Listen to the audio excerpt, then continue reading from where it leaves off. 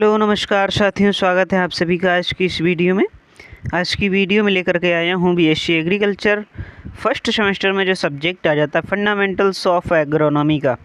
तो इससे पहले भी मैं कई वीडियोस डाल चुका हूँ। यदि आप लोगों को नहीं मिली हैं तो डिस्क्रिप्शन में इसकी प्लेलिस्ट की लिंक मिल जाएगी, वहाँ पर आप लोग क्लिक करके सभी वीडियोज़ देख सकते हैं।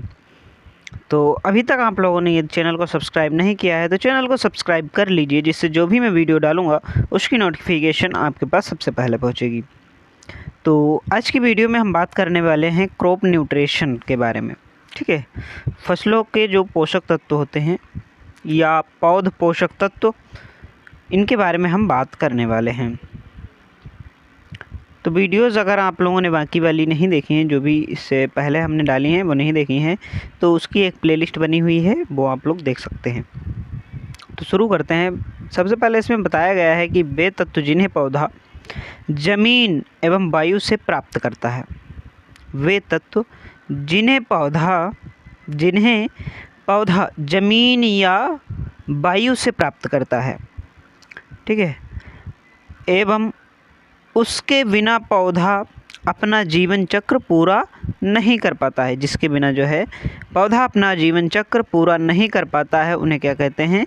उन्हें आवश्यक पौध पोषक तत्व कहते हैं। उन्हें क्या कहते हैं? आवश्यक पोषक तत्व कहते हैं। तो ये क्या है साथियों? ये है इसकी डेफिनेशन, ये परिभाषा है। किसकी है ये परिभाषा? क्रॉप न्यूट्रिशन या पौध पोषक तत्व। ठीक है, तो इसकी ये परिभाषा हो जाएगी। बहुत सरल है, आप इसको 1 से 2 बार पढ़ेंगे, आराम से आपको याद हो जाएगी। फिर अगला पॉइंट आ जाता है हमारा पौध पोषक तत्वों की मापदंड। ठीक है, तो ये क्या होता है इसके बारे में पढ़ लेते हैं। जैसा कि ऊपर उल्लेखित किया जा चुका है, जैसा अभी बताया था परिभाषा में, पौध राख के रासायनिक विश्लेषण करने पर 40 तत्व विद्यमान पाए जाते हैं राख में। ठीक है, तो इसमें जो है कितने पोषक तत्व पाए जाते हैं? 40 पोषक तत्व पाए जाते हैं, और परंतु उसमें से केवल 16 तत्व ही आवश्यक होते हैं। किसके लिए? पौधे के लिए। राख में जो है 40 पोषक तत्व पाए जाते हैं, और जिसमें से 16 पोषक तत्व जो है पौधों के लिए आवश्यक होते हैं। इन पोषक तत्वों की पौधों की अनिवार्यता का क्या आधार मापदंड है? इन पौधों की या इन पोषक तत्वों की क्या अनिवार्यता का क्या आधार मापदंड है जिससे यह कहा जा सके कि एक विशेष तत्व पौधे के लिए अनिवार्य है। जिससे विशेष तत्व पौधे के लिए अनिवार्य हैं। मतलब कुछ ऐसे पोषक तत्व हैं जो पौधे के लिए अनिवार्य हैं, जबकि दूसरा तत्व नहीं है। कुछ पोषक तत्व ऐसे हैं जो अनिवार्य नहीं हैं। फिर बताया गया है ऑर्नॉन ने पोषक तत्वों की अनिवार्यता के 3 आधार मापदंड निर्धारित किए हैं। कौन से 3 आधार मापदंड निर्धारित किए हैं, जो निम्नानुसार है? कौन कौन से हैं? सबसे पहला आ जाता है आवश्यक पोषक तत्व। तो आवश्यक पोषक तत्व कौन से होते हैं? ये वे पोषक तत्व होते हैं जिनकी उपस्थिति में पौधों की बढ़वार एवं विकास अवरुद्ध हो जाते हैं। कैसे हो जाते हैं? अवरुद्ध हो जाते हैं, एवं पौधा अपना जीवन चक्र पूरा नहीं कर पाता है। और दूसरा क्या है? एक आवश्यक पोषक तत्व की अल्पता में इसे उसी तत्व विश्लेषण की प्रदायता कर ठीक किया जा सकता है। फिर है आवश्यक पोषक तत्व की उपस्थिति में पौधे की बढ़वार एवं विकास में कमी हो जाती है, एवं पौधा अपना जीवन चक्र पूरा नहीं कर पाता है। फिर तीसरा पॉइंट क्या है? वह तत्व विशेष सीधे रूप से पौधों के पोषण एवं उपापचय क्रियाओं से संबंध रखता है। फिर अगला पॉइंट आ जाता है हमारा कि पोषक तत्वों का वर्गीकरण। ठीक है, पोषक तत्वों का वर्गीकरण। पोषक तत्वों का वर्गीकरण निम्नलिखित आधारों पर किया जाता है। कौन से आधारों पर पोषक तत्वों का वर्गीकरण किया जाता है? तो सबसे पहला आ जाता है आवश्यकता के आधार पर पोषक तत्वों का वर्गीकरण। कैसे? इस आधार पर निम्न 4 वर्गों में बांटा जाता है या बांटा गया है। किस आधार पे? सबसे पहला आ जाता है संरचनात्मक। तो संरचनात्मक तत्व कैसे होते हैं?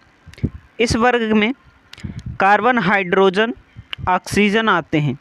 इनकी पूर्ति पौधे जल एवं वायु द्वारा स्वयं कर लेते हैं, मतलब स्वयं कर लेते हैं। कुछ पौधों को जो है 95% भाग, कुछ पौधों का 95% भाग C = 45%, O = 45%, H = 4 से 5% इन्हीं तत्वों का होता है। कार्बन, ऑक्सीजन और हाइड्रोजन। ठीक है, COH। फिर अगला पॉइंट आ जाता है हमारा मुख्य पोषक तत्व। तो इसमें ये मुख्य पोषक तत्व क्या है? इन तत्वों की पूर्ति बाहरी रूप से की जाती है।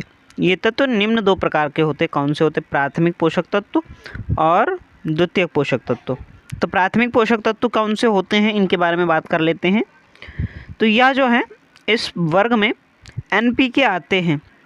इस वर्ग में NPK आते हैं। इन तत्वों की अधिकतम मात्रा पौधों को उर्वरकों द्वारा ही जाती है, उर्वरकों द्वारा ही किया जाता है, इसलिए इन्हें उर्वरक तत्व भी कहा जाता है।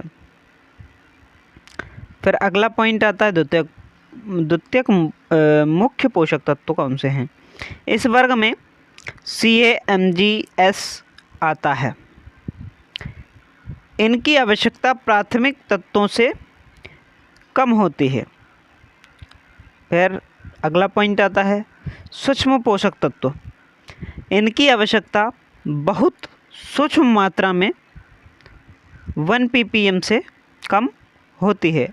आयरन, जिंक उदाहरण के तौर पर। फिर अगला पॉइंट आता है अनावश्यक परंतु लाभकारी पोषक तत्व।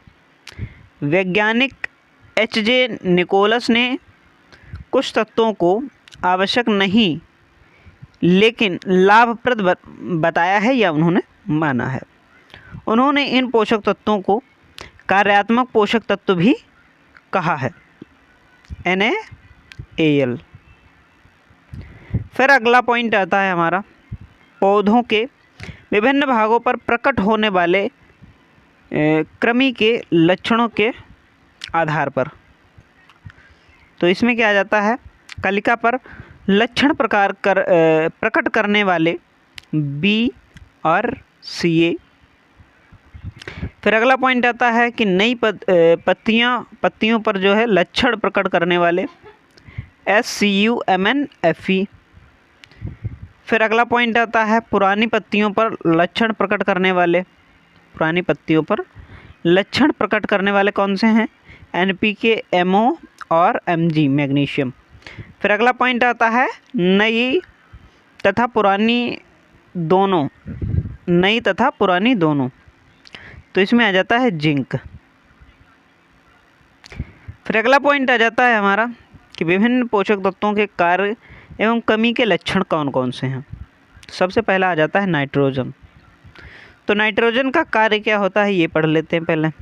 पौधों की वनस्पतिक वृद्धि तथा हरा रंग प्रदान करना ही क्या है? नाइट्रोजन का कार्य है। फिर दूसरा पॉइंट है क्लोरोफिल के निर्माण में भी सहायता करता है। फिर नाइट्रोजन पौधों में कार्बोहाइड्रेट के उपयोग में वृद्धि करता है। चौथा पॉइंट आ जाता है शाक सब्जियों एवं हरे चारे की गुणवत्ता में सुधार करता है। अगला पॉइंट आ जाता है हमारा कमी के लक्षण। कमी के लक्षण कौन से हैं? पौधों की निचली पत्तियों में पीलापन आ जाता है। फिर दूसरा पॉइंट आ जाता है पौधा बौना रह जाता है। कैसा रह जाता है? बौना रह जाता है। फिर अगला पॉइंट आ जाता है, धान के फसल में कल्ले कम फूटते हैं। धान के फसल में कल्ले जो है कम फूटते हैं। फिर अगला आ जाता है मैनर्स एंड फर्टिलाइज़र्स, खाद और उर्वरक। तो ये जो है अगली वीडियो में लेकर के आएंगे। आपको ये वीडियो कैसा लगा है, या कोई भी चीज़ आपको समझ में नहीं आई है तो आप कमेंट कर सकते हैं, आपके लिए एक नया वीडियो बनाया जाएगा। ठीक है, या शॉर्ट वीडियो या लॉन्ग वीडियो, जिस वीडियो में हो सकेगा उस वीडियो में आपको जो है समझाने का प्रयास करेंगे। तो वीडियो कैसा लगा है कमेंट बॉक्स में ज़रूर बताइए, और मिलते हैं किसी नेक्स्ट वीडियो में। तब तक के लिए जय हिंद, जय भारत, राम राम।